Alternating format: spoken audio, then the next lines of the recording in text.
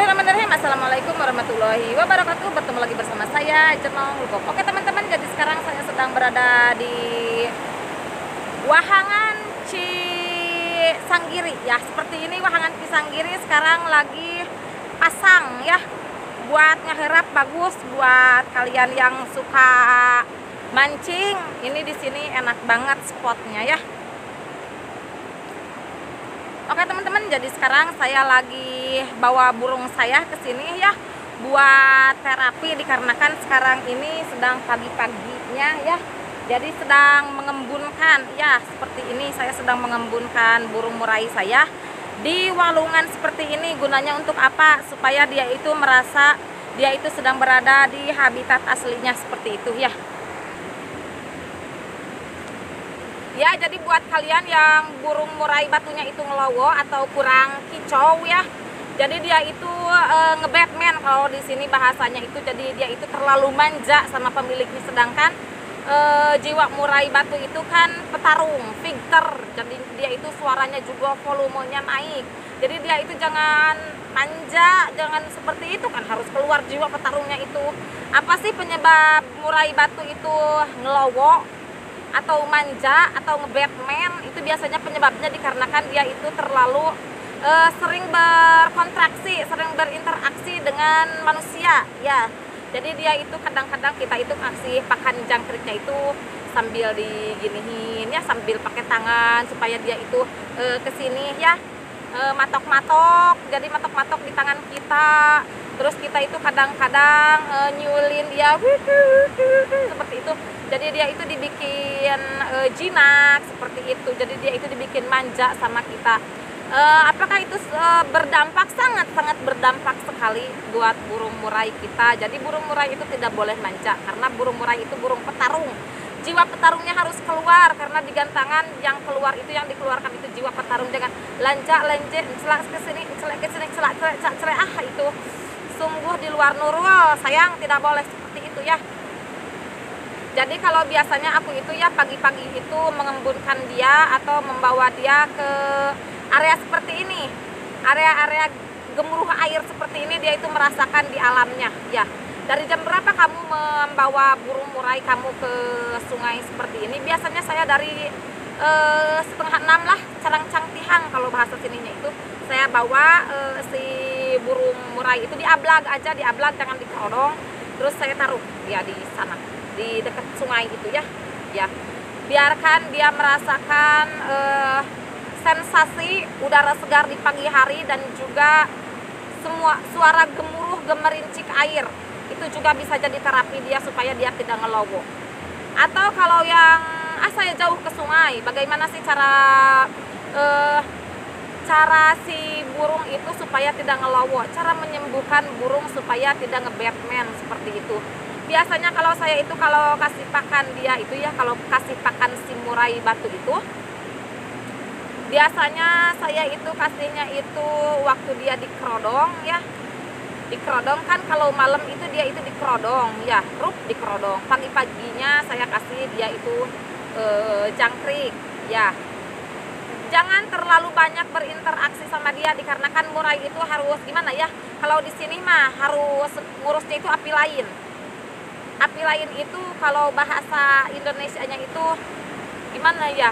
Kita itu mengurus dia, tapi kita tidak boleh memanjakan dia, kita tidak boleh menspesialkan dia ya, seperti itu. Jadi kita taruh aja, jangan dibarengin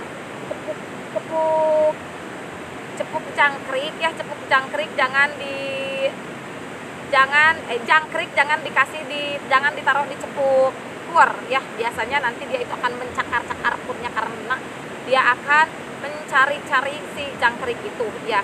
Kalau saya itu pisah-pisah, cepuk jangkrik ada, cepuk ulat ada, cepuk kroto ada, cepuk kur ada, cepuk air ada ya, seperti itu. Jadi kita itu tidak boleh terlalu memanjakan dia, kita itu tidak boleh terlalu menspesialkan dia, tidak boleh. Jadi setelah kita taruh makanan, kita taruh minumnya, kita taruh extra fooding, semuanya komplit dari kroto, ulat hongkong, jangkrik dengan settingan pribadi ya. Kalau saya biasanya settingannya jangkrik 5, hongkong 10, Kalau mau yang dihitung, kalau nggak mau dihitung dicomot aja pret, sup itu. Tapi kalau kita udah tahu takaran, kalau yang belum tahu takaran biasanya saya dihitung dulu 10 ulat hongkong taruh, 10 jangkrik, 1 sendok makan teh roto seperti itu, dan juga air dan juga pur. Pur itu sebenarnya untuk pelengkap cerita saja, dikarenakan burung murai saya itu gimana ya, dari awal kan kita harus memandirikan dia supaya dia itu mengenal pur. Tapi setelah dia mengenal pur, saya sebenarnya pur itu hanya pelengkap cerita saja, jadi tidak di nomor satukan. Ya seperti itu untuk pemberian pakan, jangan terlalu dimanja, jangan terlalu dirayu, jangan terlalu di banyak bersiul-siul begini begitu, jangan. Dikarenakan dia itu bukan burung kutilang ya, campurilang det bujur hidung det bukan. Dan juga untuk cara menggantangnya ya, bukan cara menggantang, cara menjemurnya ya. Biasanya saya itu di ketinggian, jadi jangan terlalu rendah. Dijemurnya itu jangan terlalu rendah. Biasanya saya itu menjemurnya itu di atas 2 meter, di atas 2 meter, di bawah 3 meter seperti itu. Biar dia itu merasakan angin, hawa kesejukan dari ketinggian. Nah, angin yang seperti ini yang dia inginkan. Angin yang kecil tapi mampu menyegarkan tubuhnya seperti itu. Dan dia juga kalau di area yang tinggi ya, jadi dia itu juga tidak terlalu berinteraksi dengan manusia ya, seperti itu, karena kan jauh. Beda lagi kalau di bawah 1 meter seperti itu, dia itu merasakan udah aja dah kita panggiling gisik sama manusia, itu dia juga merasakan gimana ya, enjoy sama manusia itu. Jadi dia sudah tidak ada fighternya, pemburunya, jiwa petarungnya juga sudah tidak ada ya. Jadi yang pertama dikasih extra pudding, tapi extra puddingnya itu kita jangan dikasih di tangan seperti ini sok dibeginiin tangannya biar dia matok-matok, jangan. Dan juga kita ditaruh dijemurnya itu di saunanya itu ya. Biasanya saya jarang menjemur terlalu lama ya, jadi dia itu bukan di sauna, diembunkannya itu di ketinggian biasanya 2 meter, 2 meter setengah sampai 3 meter. Jadi jangan terlalu di bawah ya. Dan yang ketiga biasanya saya itu mengumbar dia, dimasukkan ke kandang umbaran. Biarkan dia terbang ke sana kemari, mau di kandang umbarannya mau dibegini-begini, boleh di kandang umbaran, boleh. Atau udah aja masukin kandang umbaran kita tinggal, boleh. Itu yang ketiga. Dan yang keempat biasanya saya itu mengembunkan dia atau membawa dia sesekali ke arena seperti ini, arena terbuka di alam ya, seperti saya membawa dia ke sungai seperti ini. Ini saya kebetulan lagi mengembunkan dia, jadi dia dibawa terapi ke alam terbuka seperti ini. Bagus untuk pertumbuhan dia, bagus untuk kesehatan dia, bisa menaikkan volume suaranya, juga bisa lebih dahsyat, dan juga dia bisa mendengarkan isian masteran dari alam sini ya. Banyak masih banyak di sini burung burung masteran, burung gacoran di sini di alam ini ya, dikarenakan di sini jarang ada yang ngambil burung ke sini. Ini untuk keasrian di sini bagus, alam di sini habitatnya bagus. Jadi kalau burung kalian masih ngelowo itu, kalau settingan yang tadi seperti yang sudah saya katakan, terus kaliannya itu sehari melakukan, sehari enggak, besoknya lagi lakukan lagi, besoknya lagi enggak, atau seminggu melakukan, minggu depannya enggak, dikarenakan sibuk, itu juga sebenarnya tidak akan bisa menyembuhkan ngelowo atau ngebatman. Tapi kalau tips-tips tadi ya, trik-trik tadi yang udah saya jelaskan, kalian terapkan selama 2 atau 3 bulan, 2-3 bulan, insya Allah burung kalian bakal bagus lagi, bakal pinter lagi, dan ngelowonya sembuh 100% insya Allah. Kalau yang itu, dan juga jangan dijemur di tempat-tempat yang ramai, jangan. misalkan kita dikontrakan ya, dikontrakan atau dikontrakan, kita jemur di kontrakan, itu juga kurang bagus sebenarnya, dikarenakan di kontrakan itu terlalu banyak orang, jadi dia itu sudah tidak ada jiwa petarungnya, jadi dia itu melowo ya. Apakah burung melowo itu jelek? Tentu sangat jelek kalau menurut aku mah. Aku mah tidak suka burung yang melowo, pelengok, Batman, jelek. Aku lebih suka burung yang Victor, yang bagus karakternya itu. Jadi dia itu pas ngelihat lawan di gantangannya itu, dia itu langsung gacor. Dan buat kalian ya, para pemula seperti saya, kalau memilih burung itu usahakan ya dilihat dulu dari bentuk paruhnya. Bentuk paruh seperti apa yang kamu sukai, Nong?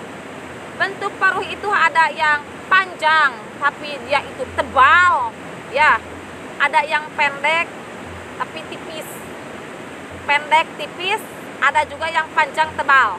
Apa perbedaannya? Kalau yang panjang tipis dia itu bisa melantunkan melodi yang sangat bagus, melengking nih seperti lagu dangdut ya, cengkok dangdut, cengkoknya itu khas kalau yang panjang dan tipis. Bagaimana kalau yang pendek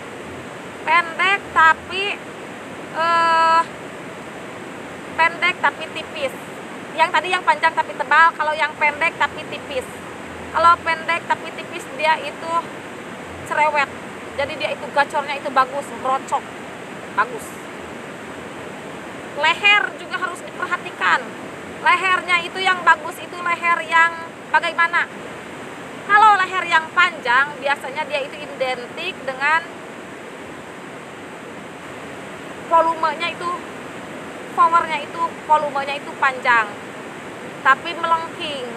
Kalau yang pendek tapi gede dia itu punya vibra, jadi itu menggelegar suaranya itu, dahsyat suaranya itu. Kalau yang pendek tapi gede, ininya lebar sih. Jadi pas dia bunyi itu kok sininya itu kelihatan tonjolan-tonjolannya itu ya, seperti itu. Jadi buat kalian yang para pemula yang burungnya ngelowo, kembali ke tema. Jadi biasanya saya melakukan yang pertama itu memberikan pakan dengan tidak memanjakan dia ya, memberikan pakan. Udah setelah dikasih pakan udah, jangan diketrek-ketrek, jangan begini jangan, jelek. Yang kedua juga saya menjemurnya menjemur atau mengembunkannya itu di ketinggian dari 2 meter, 2,5 meter sampai 3 meter. Dan yang ketiga biasanya saya itu membawa dia ke tempat-tempat terapi seperti ini, ke alam terbuka.